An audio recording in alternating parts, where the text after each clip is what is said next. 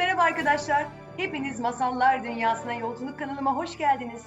İşte bu haftanın masalı. Dans eden kırmızı ayakkabılar. Hadi o zaman hemen başlayalım.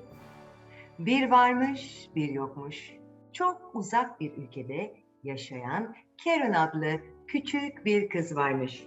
Karen annesiyle birlikte yaşarmış. Küçük bir evleri varmış. Arkamda gördüğünüz gibi çok varlıklı değillermiş. Karen'in annesi birazcık rahatsızmış, hastaymış. Bu yüzden de geçimlerini ancak karşılayabiliyorlarmış. Karen çok iyi bir kızmış. Ama bir huyu varmış, birazcık inatçıymış. Yani annesi kırmızı diyorsa o beyazı yapmak istiyormuş. Annesi portakal ye diyorsa o elmayı yemeyi tercih ediyormuş. Birazcık inatçıymış ve bu huyundan da bu masalda nasıl vazgeçeceğini hep birlikte birazdan seyredeceğiz. Dediğim gibi birlikte bu evde mutlu olarak yaşıyorlarmış. Ama annesi çalışamadığı için Karen'ın sadece bir tane kıyafeti varmış ve bir ayakkabısı. Ve yaşı büyüdüğü için de ayakkabısı artık ona küçük gelmeye başlamış. Günlerden bir gün annesinin yanına gelip sorduğunda ise annesi hasta olduğundan dolayı çalışamadığını ve ona yeni ayakkabı alamayacağını söylemiş. Karen bir gün kasabaya doğru yol almış. Annesi biraz rahatsız olduğu için ona ilaç alması gerekiyormuş. Daha sonra yolda yürürken kenarda bir bakmış. İnanamıyorum. Ne güzel bir kırmızı ayakkabı bunlar. Harika. Kimin olmalı acaba? Etrafına bakmış. Etrafta kimse yokmuş. Birileri acaba bu kırmızı ayakkabıları unutmuş mu diye düşünmüş. Ama hiç de unutulmuş gibi değilmiş. Böyle yerde duruyorlarmış. Aklına hemen bir fikir gelmiş tabii ki. Ah, benim ayakkabılarım ayağıma küçük geliyor. Bunlar da çok güzel kırmızı ayakkabılar. Ah, bunları alayım, eve götüreyim, anneme sorayım. İzin verirse de hemen artık bu kırmızı ayakkabıları giyerim diyerek evin yolunu tutmuş ve hızlıca eve gitmiş. Eve gitmiş büyük bir sevinçte. Çünkü bunu annesiyle paylaşacak. Bu arada annesi biliyorsunuz hasta demiştim biraz. Annesinin yanına gelmiş. Annesine olanları anlatmış. Annesinin olanları anlatınca annesi tabii ki anlam verememiş. Nereden buldun bakayım bu ayakkabıları? Karen, birinden almadın değil mi? Hayır anne, gerçeği söylüyorum, doğruyu söylüyorum. Yolda duruyordu bu ayakkabılar. Ben de baktım ki kimse yok ve aldım. Karen, bu kesin başkasının bir ayakkabısı. Senin değil, başkasının ayakkabısını alamazsın ve giyemezsin. Ama anne oraya bırakmışlardı. Olabilir, bırakmış da olabilirler ya da belki çantasından ya da bir poşetinden düşürdü ve farkında değil. Sonra geri geldiğinde de o ayakkabıları almak isteyecektir. Başkasının ayakkabısı. Hayır, asla sen eski ayakkabılarını giymeye devam edeceksin demiş. Bizim Karen zavallı çok üzgün tabii ki. Ne yapsın? Hemen gitmiş ve ayakkabıları yerine bırakmış. Belki de gerçekten sahibi vardır ve alabilir diye. Ve çocuklar Karen tabii ki eve dönmüş, annesiyle günlerini geçirmiş derken ne yazık ki bir zaman sonra annesinin hasta olduğundan bahsetmiştim. Annesi bu dünyadan gitmiş. Ve ne olmuş? Annesi bu dünyadan gidince Karen yalnız kalmış ama küçücük bir çocuk yalnız başına nasıl yaşayacak? İşte bu sırada yeni bir karakterimiz geliyor. Yaşlı bir bayan, hiç evlenmemiş, hiç çocuğu olmayan bir bayan bu durumu duymuş. Karen'ın yalnız olduğunu, o da yalnız yaşıyor ve çok da güzel bir evi var. Çocuğu da olmadığı için Karen'ı evlat edinmiş. Yani artık Karen onunla birlikte bu evde yaşayacak. Nasıl bir ev? Hemen bakalım. Böyle çok güzel bir ev. Bu kadın, bu yaşlı bayan çok da iyi bir kadınmış bu arada. Yani kötü bir kadın değilmiş, çok iyiymiş. Hem birazcık varlıklıymış da. Yani Karen'a güzel bir hayat sunabilirmiş. Ona güzel bir oda, ev, kıyafetler, belki yeni ayakkabılar, bir sürü şey verebilecek haldeymiş. Ve Karen'a çok iyi bakmış biliyor musunuz? Gerçekten de çok iyi bakmış bu yaşlı hanım. Onu gördüğünde zaten çok sevmiş ve demiş ki Karen, ben sana çok iyi bakacağım, sen merak etme. Bak sana çok güzel bir oda hazırladım. Hadi gel bak odana. Karen odaya girmiş. Oda ne kadar güzel çocuklar. Daha ben tabii annesiyle küçük bir odada birlikte yaşıyorlardı. Burada böyle tam bir çocuk odası. Bakmış böyle etrafa, çok teşekkür ederim. Çok güzel, çok güzel. Artık benim de bir odam var demiş. Ve çok mutlu beraber yaşamaya başlamışlar. Okey. Peki sonra ne olmuş? Tabii Karen yıllar geçti büyümüş. Hatırlarsınız bir özelliği vardı. Birazcık inatçıydı bizimki. İnatçılığından vazgeçti mi? Hayır, inatçılığından hiç vazgeçmedi. Nasıl inatçı? Şöyle örnek vereyim. Mesela bir gün annesi diyor ki, üvey annesi, Karen sana çorba yaptım. Bak tavuk suyu çorba. Hadi iç. Hayır ben istemem. Karen ama ne olur tatsan. Hayır ben sevmiyorum. Ama belki bir parça tadarsan seversin. Çok sağlıklı. Hayır. Ya da ne yapıyormuş diyelim mesela ona yeni bir kıyafet almak istiyormuş. Yeni bir kıyafet alsın diyelim. Mesela Karen sana bak beyaz böyle çizgili çok güzel bir şal aldım. Nasıl? Aa çok kötü. Gerçekten mi? Evet ben bunu istemiyorum. Ben diğer rengini istiyorum. Kısaca hep her konuda ters ve inatçılık yapıyormuş. Neyse çocuklar günler geçmiş, Karen büyümüş. Odasının zaten güzelliğinden bahsetmiştim. Karen'a yeni kıyafetler almışlar ve okula gidiyormuş her gün. Neyse yeni kıyafetler derken nasıl kıyafetler? Tabii ki Karen biraz böyle şatafatlı şeyleri giymekten çok seviyor. Hatta hatırlarsanız o kırmızı ayakkabıda bayılmıştı. O kırmızı ayakkabı her zaman hayallerini süslemeye devam etti. Bizim Karen büyüdü ve büyüdü ve büyüdü, güzelleşti. Tabii yeni kıyafetler aldı güvenlisi ona. Yine bunun dışında neler yaptı? Bir gün Karen dedi ki, anne benim ayakkabılarım küçük, acaba ayakkabı almaya gidebilir miyiz? Tabii ki Karen ayakkabı almaya gidebiliriz dedi. Ama dedi sadece bir ayakkabı alabiliriz, haberin olsun. Ve birlikte tabii ki kasabanın yolunu tuttular. Kasabanın yolunu tuttular. Kasabaya doğru gittiler ve kasabadaki en güzel ayakkabı dükkanına geldiler. Ayakkabı dükkanına gelince tabii bizim Karen vitrine bir baktı ve çıldırdı. Neden? Kırmızı, kırmızı ayakkabılar. İşte bu kırmızı ayakkabılar harika. Benim küçükken bulduğum ama annemin izin vermediği kırmızı ayakkabılar. Bunlara sahip olmam gerek diye düşündü ve içeri girdiler. Hemen gitti kırmızı ayakkabıları eline aldı. İşte bu anne. Bu ayakkabıları istiyorum. Annesi dedi, Karen bu ayakkabılar biraz fazla parlak ve kırmızı değil mi? Şimdi bu ayakkabıyı alırsan çok az yere giyebilirsin. Yani ne bileyim okula giyemezsin, resmi yerlere giyemezsin. Bu biraz fazla parlak. Biz hani böyle kahverengi, lacivert, daha ya da siyah, daha koyu renk. Mesela bak çok güzel bu. Bak siyah böyle düz de çok güzel. Bunu alırsan her yere giyebilirsin. Çünkü dedim sana sadece tek bir ayakkabı alabilecek param var.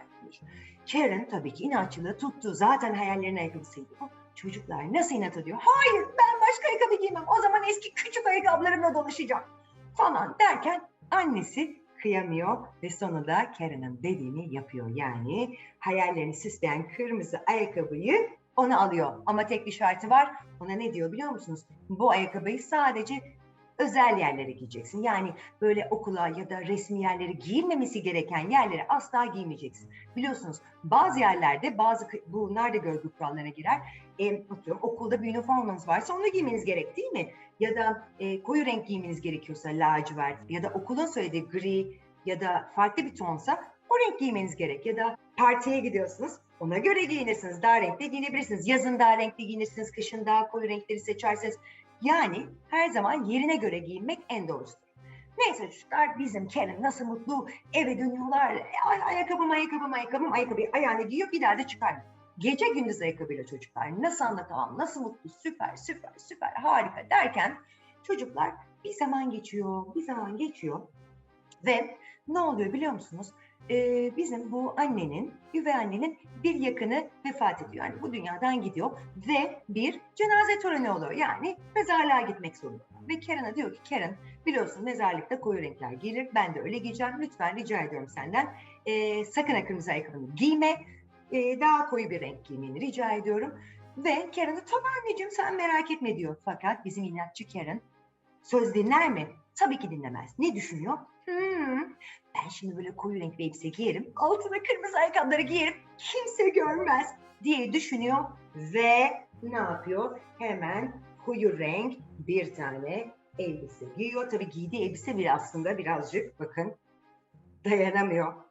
Çok seviyor şatafatlı giymeyi. Yine koyu renk bir şey giyiyor ve altına ne renk ayakkabı? Kırmızı. uzun olduğunu düşünüyor ama elbisesi o kadar da uzun değilmiş. Yani kırmızı ayakkabılar birazdan herkes tarafından görünecek. Bakalım başına neler gelecek bu inat yüzünden.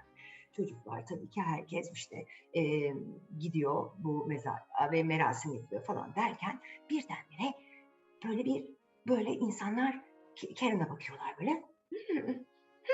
Falan. Böyle konuşuyorlar. Arada dedikodu. Falan böyle suratlar böyle çocuklar. Fiskos, fiskos böyle dedikodu yapıyorlar. Ve baktıkları tek yer neresi? Ayağı. Yani ayakkabıları. Evet, böyle koyu renk giymiş ama ayağında kıpkırmızı parlak böyle bir ayakkabı var. Buraya böyle gelinir mi? Annesi söyledi. Niye sözlerini dinlemiyorsun? Niye inat ediyorsun bu kadar Karen? Ve çocuklar fıs fıs fıs derken bizim tabii anne fark etmemişti. Annenin yanına geliyorlar. Anne diyorlar ki, siz hiç utanmıyor musunuz? Kızınıza kırmızı renk ayakkabı giydirir mi böyle bir yerde? Burada bir yas var. Burada bir matem var. Çok ayıp, çok ayıp. Sizi çok ayıp deyince bir bakmış ayaklarına. Karen gerçekten kırmızı ayakkabıyı giymiş. Karen, senden rica ettim ve yine sözümü dinlemedin. Sana ne diyeceğimi bilemiyorum. Beni rezil ettin. İnsanlar senin hakkında konuşuyor, benim hakkımda konuşuyor. Kalbimi çok kırdın ve beni çok üzdün. Niye bu kadar inatçısın? Niye bu kadar inatçısın? Diyor. Derken çocuklar çok enteresan bir şey oluyor. Orada cenaze törenine gelen kişilerden bir tane böyle yaşlı bir dede, böyle yaşlı bir adam bütün olayları seyrediyor, tamam mı? Seyrediyor olan biteni ve tabii ki o da bundan rahatsız oluyor ama o farklı yaklaşıyor olaya. Geliyor böyle Kerem'in yanına, birazdan gelsin bakalım. Kerem'in yanına geliyor. Kerem'e diyor ki, merhaba, merhaba, e, sen Karen olmasın. Evet, benim. Ben Karen'ım. Karen, ayakkabılarına bayıldım. Ayakkabılarıma mı? Evet, senin şu kırmızı ayakkabıların harika. Bayıldım. Çok teşekkür ederim. İlk siz söylediniz bunu. Herkes nedense bu ayakkabıları giydim diye kızıyor bana. Karen, çok merak ettim. Bunlar dans ayakkabısına benziyor. Sen herhalde dansçısın değil mi? Dansçı mı? Evet. Sadece dansçılar böyle kırmızı ayakkabı giyer. Hem de böyle bir deyince Karen hiçbir şey anlamıyor çocuklar. Bence sen çok iyi dans edersin diye kulağına fısıldıyor. Ve ne oluyor biliyor musunuz? Çok komik. Karen'ın bu kırmızı ayakkabıları birden hareket etmeye başlıyor çocuklar. Karen'ın ayakkabıları birden hareket ediyor. Karen anlamıyor ne olduğunu. Ne oluyor? Ne oluyor? Ne oluyor? Şeklinde tamam mı? Birden ayakkabılar hareket ediyor. Karen sağa gitmek istiyor. Ayakkabılar yüzünden gidemiyor. Karen sola gitmek istiyor. Ayakkabılar yüzünden gidemiyor. Nasıl biliyor musunuz? Karen ayakkabılara kesinlikle müdahale edemiyor. Ayakkabılar çılgın gibi dans etmeye başlıyor. Dans ediyor, dans ediyor. Karen şokta diyor dans ediyorum. Anne yardım et.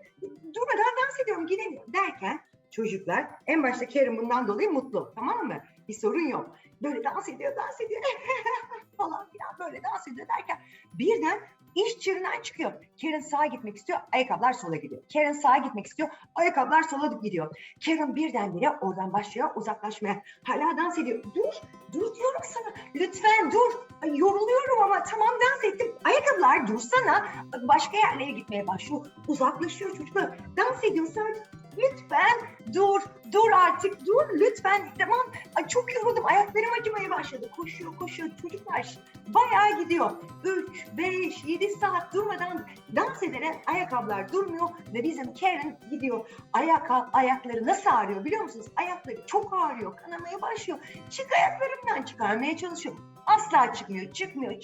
Hala gidiyor, böyle bayağı gidiyor. Durmadan ayakkabı onu bir yerlere götürüyor. Neyse çocuklar gidiyor. Artık su içinde yorgunluktan bitti. Ayakları nasıl ağrıyor size anlatamam. Lütfen tamam ben anladım. Bir daha inat etmeyeceğim lütfen. Çık ayağımdan lütfen canım yanıyor lütfen deyince ayakkabılar birden ayakkabılar ayağından çıkmasın mı? Ayakkabılar ayağından çıkıyor. Bizim Karen yere yığılıyor. Diyor ki ayaklarım inanamıyorum. Diyor ayakkabıları alıyor fırlatıyor çocuklar. Bir daha seni görmek istemiyorum. İnanamıyorum. Demek bütün bunların sebebi benim inatçılığımmış. Nasıl oldu bu diyor.